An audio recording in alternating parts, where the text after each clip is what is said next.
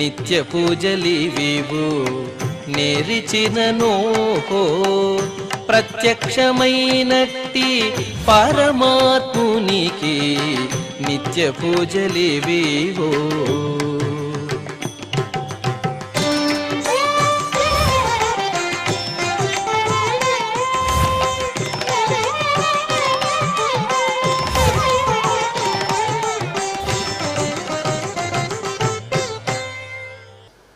ఓం నమో వెంకటేశాయ. ఈరోజు సోమవారము, శ్రీ క్రోధినామ సంవత్సరము, ఉత్తరాయణము, శిశిర ఋతువు, మాఘమాసము, శుక్లపక్షము, త్రయోదశి తిథి, పునర్వసు నక్షత్రము, ఫిబ్రవరి 10, 2025.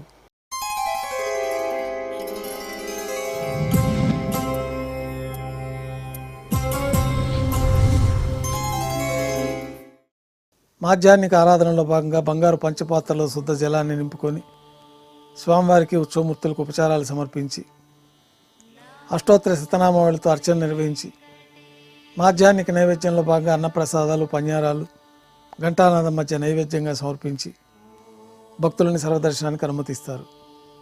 ఉభయ దేవేలతో శ్రీ మలయప్ప స్వామివారు బంగారు తిరిచిపైన వేయించేసి విమాన ప్రదక్షిణంగా సంపంగి ప్రాకారంలో కల కళ్యాణ మండపానికి చేరుకుంటారు.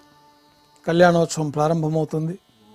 పుణ్యాహవాచనము, అంకురార్పణ, రక్షాబంధనము, అగ్నిప్రతిష్ఠ, స్వామివారికి అమ్మవార్లకి కళ్యాణోత్సవం సందర్భంగా నూతన పట్టు వస్త్రాల సమర్పణ, మహాసంకల్ప పఠనం, మాంగళ్యాల ఆరాధన, మాంగళ్యాల పూజ నిర్వహించిన తర్వాత శ్రీవారి తరఫున అమ్మవార్లకి మాంగళ్యాల సమర్పణ, శ్రీవారికి అమ్మవార్లకి కర్పూర నీరాజనము, విశేషమైన హోమాలతో పూర్ణాహుతి పూర్తయిన తర్వాత మాలా పరివర్తనం అనే కార్యక్రమాన్ని నిర్వహించి ఉభయ దేవేరులను శ్రీవారి చెంతకు చేర్చి ఈ సందర్భంగా అక్షతారోపణం అనే వైదిక కార్యక్రమాన్ని నిర్వహించిన తర్వాత కర్పూర నీరాజనము, నైవేద్యము, తిరిగి కర్పూర నీరాజనంతో కళ్యాణోత్సవం పూర్తవుతుంది.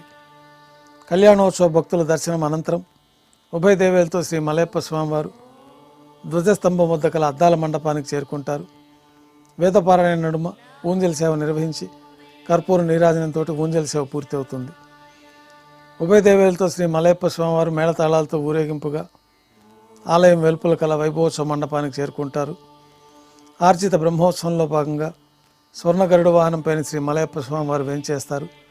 కర్పూర నీరాజనంతో స్వర్ణ గరుడ వాహన సేవ పూర్తి అవుతుంది. హనుమంత వాహనంపైన శ్రీ మలయప్ప స్వామివారు వేంచేస్తారు. కర్పూర నీరాజనంతో హనుమంత వాహన సేవ పూర్తి అవుతుంది. పెద్ద శేష వాహనంపైన శ్రీ మలయప్ప స్వామివారు వేంచేస్తారు. కర్పూర నీరాజనంతో పెద్ద శేష వాహన సేవ పూర్తి అవుతుంది. ఉభయ దేవేలతో కలిపి శ్రీ మలయప్ప స్వామివారికి తిరుచుపైన కర్పూర నీరాజనం సమర్పించి ఆర్జిత బ్రహ్మోత్సవం పూర్తి అవుతుంది. ఈరోజు పునర్వసు నక్షత్రం.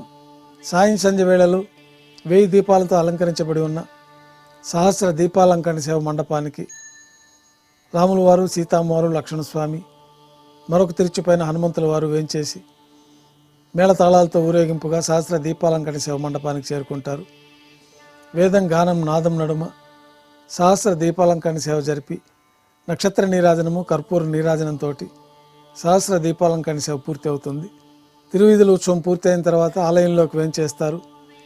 రాముల వారికి పునర్వసు ఆస్థానం పూర్తయిన తర్వాత గర్భాలయంలో వేంచేస్తారు. వెంటనే రాత్రి తోమాల సేవ ప్రారంభమవుతుంది. ఉదయం సమర్పించిన పుష్పమాలికలు సల్లింపు చేసుకొని గర్భాలయాన్ని శుద్ధి చేసుకొని పంచపాత్రలో శుద్ధ జలాన్ని నింపుకొని మూలమూర్తికి, ఉత్సవమూర్తులకి శ్రీ వైకానస భగవత్ శాస్త్రోక్తమైన విధానాలతోటి ఉపచారాలు సమర్పించి కొత్త పుష్పమాలికలతో మూలమూర్తికి, ఉత్సవమూర్తులకి అలంకరణ జరిపి చతుర్వేద మంత్రాలతో మంత్రపుష్పాన్ని సమర్పించిన తర్వాత నక్షత్ర నీరాజనము, కర్పూర నీరాజనంతో రాత్రి తోమాల సేవ పూర్తి అవుతుంది. తులసీదళములతో అష్టోత్తర శతనామావళితో అర్చన జరుగుతుంది.